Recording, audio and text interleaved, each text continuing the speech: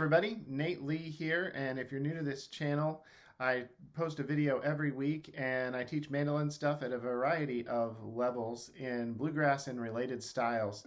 And I started a series a little while back, the first video of the I Want to Go Fast series, where I'm showing you actionable things you can do on your mandolin to learn to play fast, because everybody is tired of hearing the same old advice that doesn't help very much, which is, oh, if you want to play fast, just keep on practicing. Just practice makes perfect. Keep on practicing and someday you'll play fast. But it doesn't work that way. Just playing mandolin more doesn't just make you play fast. You have to work on the right things. And I'm going to help you with some of those things. So we, let's see, what was the last video we put out on the speed thing? It was a while back, but it was about learning to tighten and loosen your pick grip when it's the right time, because that is an important part of playing fast. Today I'm going to cover a troubleshooting technique. This works for slow stuff too, but it's especially useful for fast stuff. And it's a way of eliminating variables so that you can figure out what you actually need to practice. So it's pretty common to have some little thing you're working on and there's a part you get to and it just sounds terrible when you play it. So maybe it sounds kind of like that. Just sounds awful. And you're not really sure, okay, is your left hand not hitting the frets right? Is your right hand not hitting the strings right? And the third possibility is that your right and left hand are not in sync. Those are the three things that cause a lot of chaos when playing fast and can make things sound really bad. So this technique allows you to rule something out. It allows you to rule out the right hand. And here's how it works. You take the lick that you're trying to fix. Bonus points if you know what lick that song, or what song that lick comes from. So you take the lick and you remove the left hand entirely. Now most of the time, most people are going to have to write this down. So you write down all the notes you're going to play, or possibly it's already in a book, and you just write down what string each of those notes is on. So this lick, if you remove the left hand, sounds like this.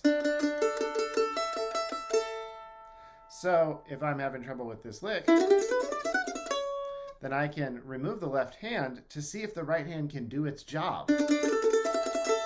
And it can. Now I know if there's a problem that it probably has something to do with the left hand not landing where it's supposed to, or the right and left hand not being in sync. So then you can do the same idea. This one's not as good because you aren't making very loud sounds, but you can do the same idea with your left hand. So you're going to have to listen really close, but move your left hand as if you're playing the lick. I played it wrong the first time. And it's not loud. Kind of doubt you can hear any of that. Oops. But if you lean in real close and listen, you'll be able to hear those notes. You'll be able to hear if you're landing them or not. If you're not landing in the right part of the fret, you're not going to hear a sound, very much of one, when you land on a note. Then, once you've confirmed you can do that well, then you're ready to put it back together and work on sync problems. And one of the top two most common problems when playing fast is work on pushing down far enough when you play fast. That's a really common problem, is to not push all the way down to the fret. You don't need to push past the fret. You don't need to push all the way down to the fingerboard, but you do need to bring it all the way down to the fret so that it has good contact. If you're one of those people that plays way too hard, you're going to have to learn to loosen up with your left hand.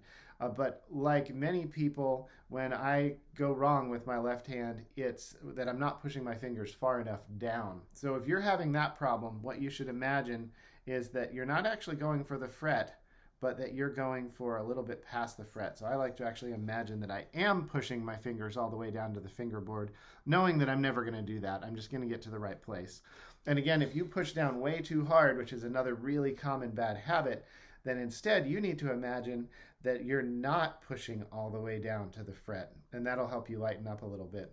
So the method here is you take a lick that's not going well, you break it down to the right hand only, make sure you can do that.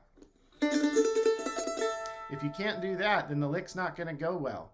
The right hand or the picking hand trying to change that. I know some of you are lefties out there, so I'm trying to change that, but it's going slow. The picking hand is like the engine to your car. It makes it go. The left hand is like spinner rims. It's cool, but if the engine can't go, the spinner rims don't spin. So the right hand is more important. If you can get the right hand part of the lick down and do that well, then you know that the problem is narrowed down to the left hand. Or maybe the right hand was the problem all along and you practice that pattern until it's really good and then it all comes together. So you test out your right hand, make sure you can do that. Check out the left hand, make sure you can do that, and then put the two together. You may have to start slow and gradually speed up, and that's the piece of advice that you're told all the time. You've been told this since you started. Start with your metronome slow and then speed it up a little and then speed it up a little and speed it up. But if you don't troubleshoot these problems, that method does not work. When somebody tells you that, they're assuming that you're troubleshooting problems the way they do. But they're a pro, and usually pros don't remember to tell you how to do things the way they do. But here I am telling you how to do the things the way that pros do it. This particular technique, I've never seen someone else teach that, and it doesn't mean that it doesn't exist out there, but it's apparently pretty new information to most everybody I've ever shown it to, possibly everybody. So this is one of those secrets, we'll call it. It's not meant to be a secret, but it's something that most people don't know to do. All right, well, if you liked this video, make sure to subscribe to this channel. If you're watching on YouTube, click that like button and the notification bell so you don't miss anything. If you're watching on Facebook, follow this page and click that like button and share with your friends. And if you'd like to try out 30 days free of Strum Machine, go to strummachine.com/Nate. Oh, and I do have my fantastic chords and where to find them course online workshop still in progress. We did the first session Monday. It was super fun. It's not too late to sign up. So sign up if you feel like it. I think you're going to like it. It is also being recorded. So if you can't make it, you'll get a recording for each one. You'll get a recording for Monday's session that you've already missed as well. All right, everybody. Bye.